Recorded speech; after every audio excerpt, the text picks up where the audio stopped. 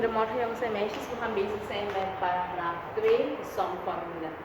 Nou, bij de somformule dan heb je dan een sinus, waarbij je dan twee hoeken met elkaar optelt. En als je twee hoeken met elkaar optelt, dan krijg je sinus alpha maal cosinus beta plus cosinus alpha maal sinus beta. Nou, als ik de hoeken met elkaar aftrek, dan gaan we dezelfde formule hier toepassen, alleen heb je dan een minteken. Ja? En bij die cosinus, wanneer ik twee hoeken met elkaar ga optellen, dan krijg ik cosinus alpha maal cosinus beta min sinus alpha maal sinus beta. Let wel, wanneer ik twee hoeken optel met elkaar, dan krijg ik hier dan een minteken en geen plusteken. Ja? Deze formule hoeven jullie niet uit het hoofd te kennen. Je moet wel weten wanneer je het gaat toepassen. Nou, ik ga het even met een som bekijken. Als we kijken naar deze som, dan staat er hier sinus 5/12 phi. En die sinus 5/12 phi wil ik gaan berekenen met behulp van die somformule. Nou, als ik hier naar kijk, dan staat er daar 5/12 geschreven. En dan ga ik kijken, die 5/12 die ik daar heb, met welke twee getallen kan ik hem optellen of aftrekken, zodat ik dan die 5/12 krijg. Ik kan zeggen 1/12 plus 4/12, dat geeft me dan die 5/12. Maar als ik kijk, heb ik hier 1/12 staan en die 1/12 komt niet voor in mijn tabel, dus ik kan niet werken met die 1/12. Maar ik zie hier dat ik hier een 4/12 heb en die 4/12 die kan ik schrijven als 1/3. En die 1/3 die komt wel voor in mijn tabel. En die tabel, die kennen jullie allemaal uit het hoofd. Dat is die tabel waar ik die hoeken van het eerste kwadrant heb. Ja? Omdat ik die 1/12 niet terug kan vinden in mijn tabel, dan zeg ik oké, dan ga ik kijken naar welke twee andere hoeken ik kan werken. 5/12, dat is dan gelijk aan 2/12 plus 3/12. Nou, die 2/12 kan ik schrijven als 1/6 en die 3/12 kan ik schrijven als 1/4. Dus dan zie ik dat ik bekende hoeken vind. Die 1/6 kan ik terugvinden in mijn tabel en die 1/4 kan ik ook terugvinden in mijn tabel. Dus ik zeg oké, die 5/12 phi die ik hier heb, kan ik dan splitsen in 2/12 phi plus 3/12 phi. Dus ik schrijf dan sinus 2/12 phi plus 3/12 phi. Nou, die 2/12 phi kan ik gaan vereenvoudigen en ik kan hem schrijven als 1/6 phi. En die 3/12 phi, dat kan ik schrijven als 1/4 phi. Nou, als ik hier naar kijk, dan zie ik dat ik een sinus heb met twee die ik heb opgeteld en dan ga ik kijken met welke van die formules die ik daar heb, kan ik werken. Nou, ik zie dat ik bezig ben met een sinus, dus ik ga zoeken naar de sinus. En ik zie dat ik hier twee hoeken heb die ik heb opgeteld, dus dan zie ik oké, ik ga met deze hier werken, met die eerste formule. Dan heb ik dan sinus alpha plus beta. Dus in dit geval, dan is die alpha die 1/6 phi en die beta, dat is dan maar 1/4 phi.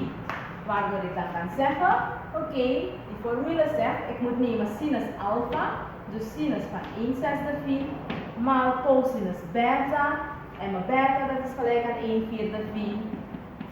En dan heb ik dan het plusteken daartussen, en dan heb ik dan hier cosinus alpha, mijn alpha is die 1/6 phi, maal sinus beta, en mijn beta dat is die 1/4 phi. Dit is mijn kladje. En dan gaan we dan opzoeken in onze tabel, hoe groot is sinus 1/6 phi, cosinus 1/4, cosinus 1/6 en sinus 1/4 phi. Nou, sinus 1/6 phi, dat is gelijk aan een half. Cosinus 1/4 phi, dat is gelijk aan een half wortel 2. Dat plusteken dat ik hier heb, ga ik opschrijven. Cosinus 1/6 phi, dat is gelijk aan een half wortel 3. En dan heb ik dan sinus 1/6 phi, dat is gelijk aan een half wortel 2. En dan ga ik deze getallen met elkaar vermenigvuldigen, waardoor ik krijg, dan krijg ik hier een half maal een half wortel 2. Dat geeft me dan 1 vierde wortel 2. Dat plusteken neem ik op over een half wortel 3 maal een half wortel 3. Een half maal een half, dat is 1 vierde. En wortel 3 maal wortel 2, dat is gelijk aan wortel 6. Nou, ik heb hier twee wortelgetallen die ik met elkaar moet optellen, maar wortels kunnen we niet optellen met elkaar. Ja? Je kan wortels alleen vermenigvuldigen en delen, maar niet optellen, ook niet aftrekken. Goed? Ik zie dat ik hier bij mijn wortelgetallen wel een gemeenschappelijke factor heb, en dat is die 1 vierde. Dus ik zeg, ik ga mijn gemeenschappelijke factor buiten haakjes brengen. En dan heb ik hier die 1 vierde die ik hier heb, breng ik naar buiten. En dan hou ik hier binnen de haakjes over wortel 2, dat plusteken daar. En hier dan die wortel 6. En dan ben ik klaar met de som. Yes? Ik heb hier zo staan, cosinus 1/12 4. Nou, dan gaan we weer zoeken naar twee getallen die ik met elkaar kan optellen of aftrekken, zodat ik dan die 1/12 terug kan vinden. Ik kan zeggen, oké, 1/12 is hetzelfde als 2/12 min 1/12. Nou, de 2/12 kan ik schrijven als 1/6. Maar de 1/12 kan ik niet schrijven als of kan ik niet gaan vereenvoudigen. Toch? Nou, die 1/6 kan ik makkelijk terugvinden in mijn tabel, maar die 1/12 niet. Dus wat doe ik dan? Ik ga andere getallen zoeken. En ik zeg oké, ik werk met 3/12 min 2/12. 1/12 is gelijk aan 3/12 min 2/12. En 3/12 min 2/12 is dan die 1/12. Die 3/12 kan ik schrijven als 1 vierde. En die 2/12 kan ik schrijven als 1/6. En ik zie dat ik weer twee bekende hoeken eruit kan vinden. Ja? Oké, dan ga ik nu schrijven cosinus 1/12. Die cosinus 1/12 kan ik schrijven als 3/12 phi min 2/12 phi. 3/12 phi min 2/12 phi. En we gaan die hoeken dan vereenvoudigen, waardoor ik zeg cosinus 3/12 dat is gelijk aan 1 vierde phi en 2/12 dat is gelijk aan 1/6 phi. Als ik hier naar kijk, dan kan ik gaan zeggen, oké, met welke van die formules ga ik moeten werken. Ik zoek naar cosinus op en ik heb hier dan die cosinus. Maar wat merk ik op? Ik heb gezien dat ik dan twee hoeken heb die ik met elkaar ga aftrekken. En dat zijn die alpha met die beta hier. Dus dat wil zeggen, ik ga met deze formule hier moeten werken. En die formule die ik daar heb, die zegt cosinus alpha. En dit is mijn alpha, dit is mijn beta. Cosinus 1 vierde phi maal cosinus beta. En dat is dan die 1/6 phi. En let wel, ik heb hier een minteken, dus ik ga hier geen minteken plaatsen, maar een plusteken. Maal sinus alpha, dat is die 1 vierde phi, maal sinus beta. En die sinus beta, dat is die 1/6 phi. Ik ga dit van mijn kladje even uitvegen, want ik heb dat niet meer nodig. Goed. En dan gaan we kijken hoe groot zijn deze getallen hier. Ik ga het vanuit mijn tabel aflezen, maar je kan het ook met behulp van je calculator berekenen.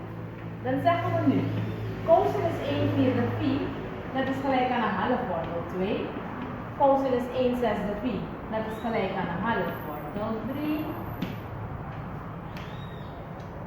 Ja, ik heb hier een maalteken, plus sinus 1 vierde phi, dat is gelijk aan een half wortel 2, maal sinus 1/6 phi, dat is gelijk aan een half. En dan gaan we die getallen hier vermenigvuldigen met elkaar. Een half wortel 2 maal een half wortel 3, dat geeft me dan 1 vierde wortel 6, plus een half wortel 2 maal een half, dat geeft me dan 1 vierde wortel 2. Ik heb weer twee wortelgetallen die ik met elkaar moet optellen en ik mag ze niet met elkaar optellen. Dus wat doe ik? Ik ga een gemeenschappelijke factor buiten haakjes brengen, waardoor ik krijg 1 vierde maal wortel 6 plus wortel 2. Nou, ik ga even snel laten zien waarom je die getallen niet met elkaar kan optellen. Als ik heb wortel 4 plus wortel 9, dan zou ik kunnen schrijven dat hij gelijk is aan wortel 13. De wortel uit 4, dat is gelijk aan 2. De wortel uit 9, dat is gelijk aan 3. En 2 plus 3 is 5. Maar die 5 is helemaal niet gelijk aan die wortel 13. En daarom zeggen we dat we die wortelgetallen niet met elkaar kunnen optellen. En hetzelfde geldt ook bij het aftrekken. Yes? Paragraaf 3, verdubbelingsformule. Nou, bij de verdubbelingsformule, dan heb je dan sinus 2x, dat is gelijk aan 2 sinus x maal cosinus x. En we hebben hier cosinus 2x is gelijk aan cosinus kwadraat x min sinus kwadraat x. Oké, vanuit deze formule kan ik nog 2 andere formules vinden. Nou, dat doe ik met behulp van mijn grondformule. En mijn grondformule die zegt sinus kwadraat x plus cosinus kwadraat x is gelijk aan 1. Als ik hier naar kijk, dan kan ik van hieruit ook nog 2 andere formules halen. En ik zeg oké, ik ga sinus kwadraat x uitdrukken in cosinus kwadraat x, waardoor ik heb 1 min cosinus kwadraat x. Ja, ik hou de sinus kwadraat x hier vast en die cosinus kwadraat x die gaat naar achteren. Hij spreekt over de schutting, dus mijn teken wordt dan tegengesteld. Als ik die cosinus kwadraat x hier vasthoud en ik zeg oké, sinus kwadraat x gaat naar achteren, hij gaat over mijn is gelijk aan teken, dus mijn schutting, dan krijg ik dan hier 1 min sinus kwadraat x. En met behulp van deze regel kan ik dan die formule hier anders schrijven. Wat doe ik? Ik kan krijgen 2 cosinus kwadraat x min 1, of ik krijg 1 min 2 sinus kwadraat x. Maar hoe kom ik daar aan? Als ik naar die formule hier kijk, dan heb ik hier zo staan cosinus kwadraat x min sinus kwadraat x. Die cosinus kwadraat x die ik hier zo heb, kan ik vervangen en schrijven als dit hier. 1 min sinus kwadraat x. Dus ik ga deze cosinus vervangen met dit. Dus op de plaats hiervan schrijf ik dit. En dan krijg ik hier 1 min sinus kwadraat x. En het achterste gedeelte dat schrijf ik weer over min sinus kwadraat x. Ik ga gelijksoortige termen bij elkaar optellen, waardoor ik krijg 1 min sinus kwadraat x min sinus kwadraat x, dat geeft me 2 sinus kwadraat x. En zo zie je dat de cosinus kwadraat x plus sinus kwadraat x geschreven kan worden als 1 min sinus kwadraat x. Ik kan ook zeggen dat ik die sinus kwadraat x die ik daar heb, hier, deze sinus kwadraat x, kan vervangen. Dus dit ga ik nu vervangen met dit hier zo. Dus op de plaats van die sinus kwadraat x schrijf ik 1 min cosinus kwadraat x. En dan krijg ik hier, die cosinus kwadraat x, die neem ik over. Dat minteken neem ik over. Maar omdat ik een minteken hier heb, ga ik alles wat ik hier zo ga vervangen tussen haakjes schrijven. Sinus kwadraat x kan ik schrijven als 1 min cosinus kwadraat x. In de wiskunde dan zeg ik van oké, ik plaats het tussen haakjes. Waarom? Want je gaat dit alles hier moeten vermenigvuldigen met die denkbeeldige 1 die ik hier heb. En omdat hij tegengesteld is, dan zeg ik oké, het zijn 2 dingen die met elkaar gaan trouwen, 2 mensen. En de ene heeft kinderen, maar die andere niet. Nou, als je met iemand trouwt die kinderen heeft, moet je die kinderen sowieso meenemen in het huwelijk. Vandaar dat ik zeg dat je die haakjes moet plaatsen. Ja? Nou, en die haakjes die zorgen ervoor dat alle tekens daar binnen gaat veranderen. Je krijgt hier dan cosinus kwadraat x. Negatief 1 maal 1, dat is negatief 1. Negatief maal negatief cosinus kwadraat x. Dat wordt positief cosinus kwadraat x. Ik ga gelijksoortige termen bij elkaar optellen, waardoor ik krijg 2 maal cosinus kwadraat x min 1. En deze formule, dat vinden we terug hierboven. Ja? Ik leg het alleen maar uit hoe deze twee zijn ontstaan, maar het is niet belangrijk om het te onthouden. Ik leg het uit, alleen maar dat je weet hoe je eraan bent gekomen. Goed?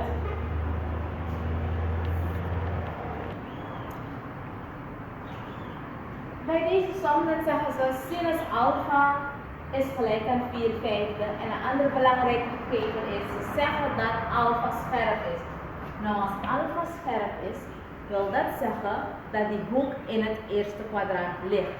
En we hebben gezien dat wanneer een hoek in het eerste kwadrant ligt, ja, je sinus, dat is je y-waarde, in het eerste kwadrant positief is. En je cosinus, dat is te vergelijken met je x-waarde, en dat ligt in het eerste kwadrant, dat is ook positief. Ja? Dus mijn sinus en mijn cosinus in het eerste kwadrant zijn positief. En verpenhoeken die komen allemaal voor in het eerste kwadrant. Dus ik weet nu dat wanneer we zeggen alpha is scherp, dat hij in het eerste kwadrant ligt. En ik weet dat sinus en cosinus positieve waarden moeten zijn. Nou, als ik hier naar kijk, dan heb ik daar sinus alpha en de sinus alpha dat is 4/5. Dus ik heb daar een positieve waarde. Dus als ik cosinus zou moeten uitrekenen, dan moet mijn cosinus dan ook positief zijn. Goed?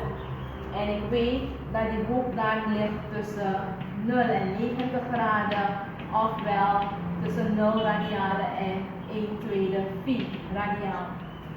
Verder vragen ze om te gaan berekenen wat cosinus alpha is, sinus 2 alpha, cosinus 2 alpha.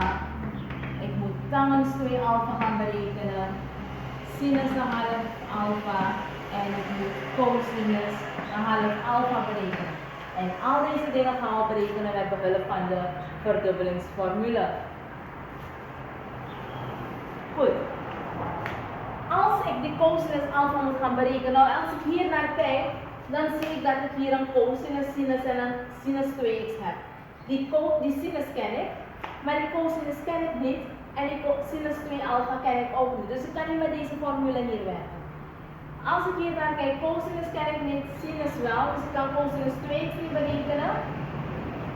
Cosinus ken ik niet, cosinus 2x ken ik ook niet. Die sinus ken ik wel. En met deze formule kan ik dan die cosinus 2x gaan berekenen. Maar ik wil eerst die cosinus alpha berekenen. Dus ik ga kijken met welke van die formules kan ik dan gaan werken. Er zijn nog een paar formules die ik ken. En die formule die ik ken, dat is dan sinus kwadraat x plus cosinus kwadraat x, dat is gelijk aan 1. En een andere formule is tangens x is gelijk aan sinus x gedeeld door cosinus x. Nou, met welke van deze twee kan ik werken? Ik zie dat ik hier een sinus heb en hier een cosinus en hier een bekende. Dus als ik die sinus invul, dan zie ik dat ik één onbekende heb. Dus ik ga dan kiezen voor die eerste formule. En dan zeg ik dan sinus kwadraat x plus cosinus kwadraat x is gelijk aan 1. En dan ga ik mijn sinus invullen, want mijn sinus ken ik en dat is 4/5. Want dat hebben ze me gegeven. Ik vul die 4/5 in. Maar ik zie dat ze die sinus hebben gekwadrateerd, dus ik ga hem tussen haakjes plaatsen en kwadrateren. En de rest van die formule neem ik precies zo over. Ik krijg hier cosinus kwadraat x is gelijk aan 1. Die 4/5 gaan we uitwerken. 4/5 in het kwadraat, dat is gelijk aan 4/5 maal 4/5. Teller maal teller, noemer maal noemer. Dat geeft me dan 16/25. Dus hier hou ik dan over 16/25 plus cosinus kwadraat x is gelijk aan 1. Ik moet die cosinus x gaan berekenen, dus ik zorg ervoor dat ik die onbekende hier laat en die constante breng naar de andere kant. Waardoor ik overhoud cosinus kwadraat x is gelijk aan 1 min 16/25. Dat geeft mij dan als antwoord 9/25.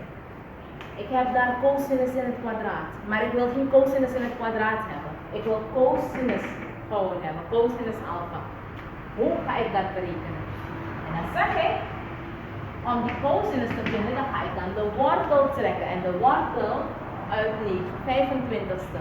Als ik een kwadraatje heb en ik heb cosinus, dan krijg ik een positieve en een negatieve wortel. Dus ik krijg de wortel uit positief 9/25ste en cosinus negatief 9/25ste. Ja? De wortel uit 9/25ste, dat is dan wortel 9 gedeeld door wortel 25. De wortel uit 9, dat is 3. En de wortel uit 25, dat is gelijk aan 5. Dus 9/25ste, dat geeft me dan 3/5. En hier krijg ik dan negatief 3/5. Nou, zoals ze al hebben gezegd hier aan het begin, zeggen ze alfa is een scherpe hoek. En als hij een scherpe hoek is, dan weet ik dat mijn sinus en mijn cosinus positieve waarden moeten zijn, omdat ik hier in het eerste kwadrant ben. Dus dan zeg ik, oké, voor die cosinus heb ik hier een negatieve waarde gevonden, dus dit hier voldoet niet. Dus mijn cosinus is dan gelijk aan 3/5.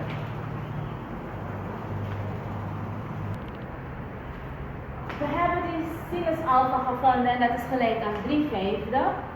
Wat moet ik nu gaan zoeken? Ik moet sinus 2 alpha gaan zoeken. Nou, die sinus 2 alpha dan kan ik vinden of berekenen met behulp van die formule die ze mij hebben gegeven bij die verdubbelingsformule. En dan zeg ik oké, sinus 2 alpha, dat is gelijk aan 2 maal sinus x maal cosinus x. Nou, mijn sinus die ken ik, want dat hebben ze me gegeven, dat is 4/5. En die cosinus die ken ik ook, want dat hebben we net uitgerekend en dat is positief 3/5. En dan zeg ik oké, overal waar ik mijn sinus en mijn cosinus heb, dan ga ik dan die getallen substitueren. Voor mijn sinus vul ik dan 4/5 in en voor mijn cosinus vul ik dan die 3/5 in. En dan gaan we gewoon vermenigvuldigen met elkaar. Ik heb twee breuken die ik met elkaar vermenigvuldig, dan zeg ik dan teller maal teller, noemer maal noemer. Dus ik krijg hier 2 maal 4 maal 3 is 12 en 5 maal 5 is 25. 2 maal 5, 12/25ste, dat geeft me dan 24/25ste. En dan heb ik dan die sinus 2 alpha gevonden. Dan gaan we verder naar de cosinus 2 alpha. Cosinus 2 alpha moet ik dan gaan zoeken. En als ik kijk naar mijn formule, dan kan ik met alle drie werken. Want ik heb mijn cosinus, ik ken mijn sinus hier. Dus ik mag met die eerste formule werken. Ik mag ook zeggen, ik ga met die tweede formule werken, want ik ken mijn cosinus. Maar ik mag ook zeggen dat ik met die laatste ga werken, want ik ken mijn sinus. Yes? Dus jij bent nu vrij om te kijken, of om te kiezen met welke van die drie je wilt werken. Ik kies bijvoorbeeld voor cosinus 2x is gelijk aan 1 min 2 sinus kwadraat x. En dan zeg ik oké, dan ga ik mijn sinus dan invullen, want die sinus die ken ik. Dit moet ik gaan berekenen. En dan krijg ik hier 1 min 2 maal. Mijn sinus dat is 4/5. Maar die 4/5 moet ik nemen in het kwadraat. Want er is een kwadraatteken bij mijn sinus hier. En als ik dit uitreken, dan krijg ik 1 min 2 maal 16/25ste. 2 maal 16/25ste, dat is 32/25ste. Ja, want ik heb hier staan 2 eenden. Dus teller maal teller, noemer maal noemer, 2 maal 16, dat is die 32 en 1 maal 25 is 25. Die 32/25ste kan ik gaan vereenvoudigen. Ik haal die hele eruit. En dan krijg ik dan 1/7/25ste. Ja? 1 min 1/7/25ste. Dat geeft me negatief 7/25ste. En dan moet je je niet gaan afvragen, oké, maar alpha ligt toch in het eerste kwadrant en dan moet cosinus positief zijn. Ja, cosinus alpha is positief. Maar ik heb geen cosinus alpha hier staan, ik heb cosinus 2 alpha daar staan. Ja? Dus die hoek is daar verdubbeld. Dus ik kan hier, of ik heb hier dan een negatieve waarde gevonden. Het is niet dat ik 2 waarden heb gevonden waarbij ik kan gaan kiezen, oké, welke voldoet en welke voldoet niet. Ik heb maar 1 waarde gevonden en dat is die negatief 7/25ste. Goed? Dan gaan we over naar die tangens 2 alpha. Dit hebben we gevonden, dat is negatief 7/25ste. En die tangens 2 alpha, nou die formule gaan we afleiden hiervan. Tangens x is gelijk aan sinus x gedeeld door cosinus x. Dus tangens 2 alpha is dan gelijk aan sinus 2 alpha gedeeld door cosinus 2 alpha. Ik ken mijn sinus 2 alpha, dat is 24 25ste. En dat ga ik dan hier invullen. En ik moet hem delen door cosinus 2 alpha, dat is negatief 7 25ste. Nou, delen door een breuk is hetzelfde als vermenigvuldigen met z'n omgekeerde. Dus ik heb 24 25ste maal 25 zevende. Zo, ik ga kruislinks delen, waardoor ik dan overal negatief 24 zevende. En dat geeft mij negatief 3 zevende. Dus tangens 2 alpha, dat is negatief 3 zevende. Ik moet nu sinus een half alpha gaan berekenen. Ja? En als ik dat moet gaan berekenen, dan ga ik dan werken met die verdubbelingsformule. We hebben gezien bij die verdubbelingsformule sinus 2x is hetzelfde als 2 sinus x maal cosinus x. Nou, als ik hier zou werken met sinus x, dan geeft dat mij 2 maal sinus een half x maal cosinus een half x. Nou, die sinus een half x komt hier wel voor. En die sinus x die ken ik. Maar die cosinus een half x die ken ik niet. Dus ik heb hier 2 onbekende. Dus ik kan niet hiermee werken. Dan ga ik een andere formule zoeken of uitkiezen waarmee ik kan werken. En als ik kijk naar die cosinus 2x, dan heb ik daar staan cosinus 2x is gelijk aan 1 min 2 sinus kwadraat x. En ik heb voor deze gekozen omdat ik hier maar 1 onbekende heb. Had ik voor deze gekozen, dan zou ik hier 2 onbekende hebben, die cosinus en die sinus. Ja? Goed. Ik ga dit hier zo nu herleiden, of ik ga vanuit deze formule een andere formule afleiden, cosinus x. En dat is gelijk aan 1 min 2 sinus een half x. Let wel, in het kwadraat. Nou, als ik hier naar kijk, dan zie ik dat ik die sinus een half x erin kan vinden. Die cosinus x, die ken ik, want dat hebben we aan het begin al gevonden. Ja?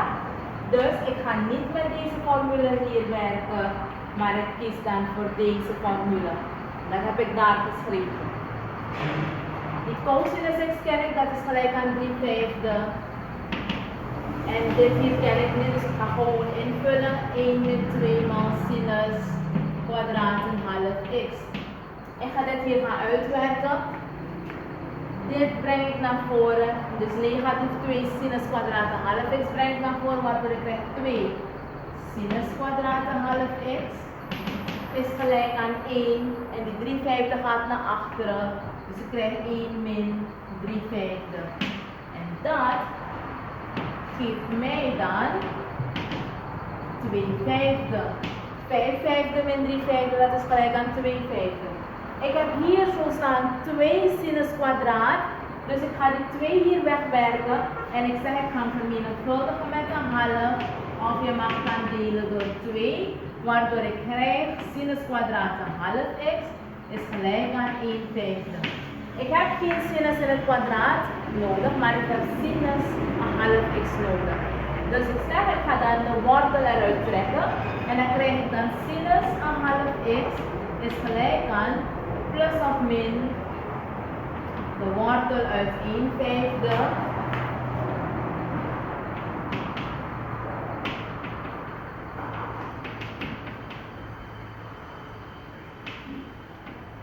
En de wortel uit 1/5 is hetzelfde als 1/5 wortel 5. Dus dit geeft me dan 1/5 wortel 5. En hier krijg ik negatief 1/5 wortel 5. Mijn kladje hieronder ga ik dan even uitvegen.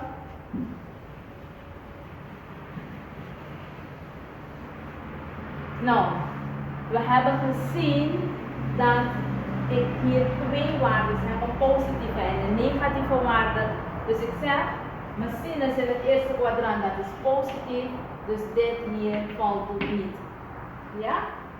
En dan heb ik voor mijn sinus een half x 1/5 wortel 5 gevonden. En dan ga ik nou die cosinus een half x gaan berekenen. En dat doe ik met deze formule. Ik werk met deze formule. Cosinus x is gelijk aan 2 maal cosinus kwadraat een half x min 1. En met behulp van deze formule ga ik dan die cosinus een half x berekenen.